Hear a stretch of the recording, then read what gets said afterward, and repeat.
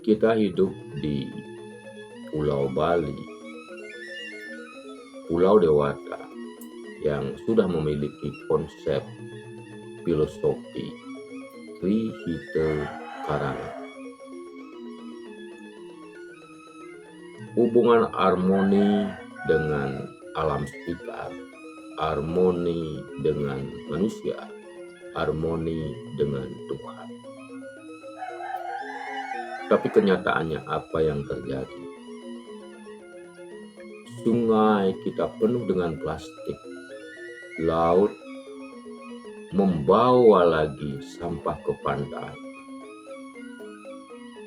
Tumpukan gunung sampah terus tumbuh semakin tinggi di TPA.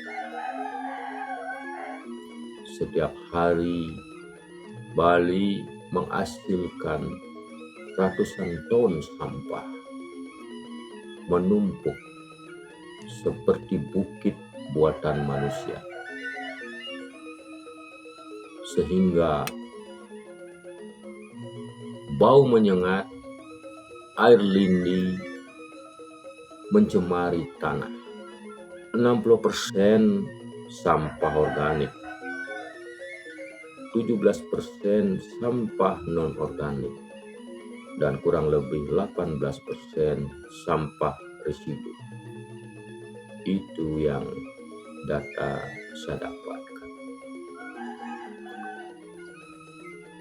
Pola kumpul angkut buang itu sudah diterapkan sejak dulu dan sampai saat ini.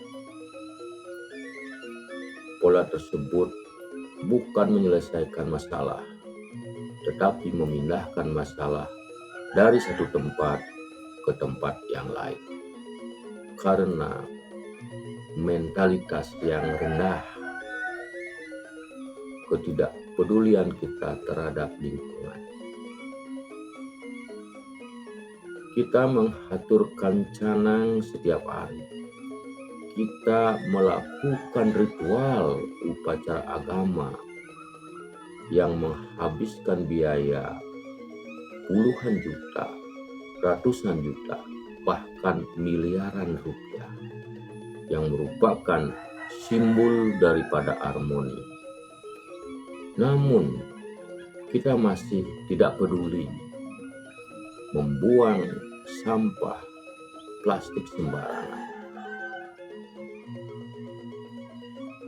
Kita memohon keseimbangan, akan tetapi kita mencemari sungai yang kita sucikan. Sedangkan negara lain, negara yang tidak memiliki konsep Trihita Karana, mereka berhasil menjaga lingkungannya. Seperti negara Jepang misalnya,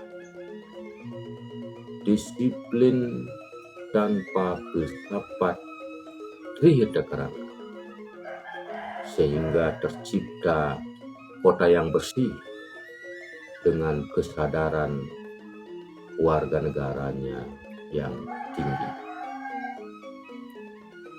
Mereka menjaga alam, tapi kita justru merusaknya. Negara Singapura misalnya, ketegasan yang menyelamatkan lingkungan. Buang sampah sembarangan bisa didenda saat itu bukti dari ketegasan aturan, sehingga tercipta jalan yang bersih, sungai yang jernih. Solusi yang tepat saat ini adalah mari kita kembali ke konsep filosofi Trihita Karana yang kita sudah warisi sejak dulu. Leluhur kita sudah membuat, memikirkan, dan melaksanakan konsep tersebut sejak dulu. Sekarang, bagaimana kita kembali ke konsep tersebut dengan prakteknya? nyata.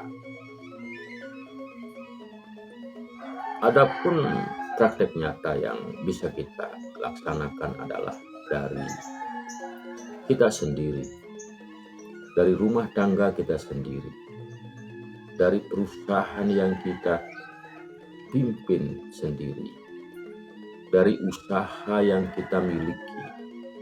Karena rumah tangga, industri pariwisata, perkantoran, atau dunia usaha lainnya sudah barang tentu akan menghasilkan sampah.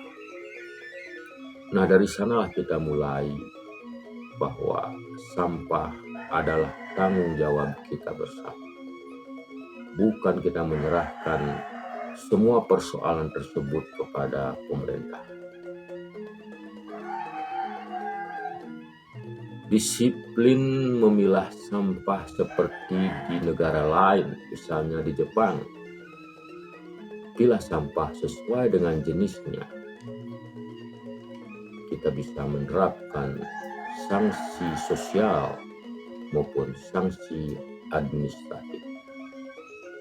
Ketegasan regulasi seperti di Singapura dengan pengawasan yang ketat tanpa sanksi atau aturan, hanya tulisan. Aturan hanya menjadi hiasan almari.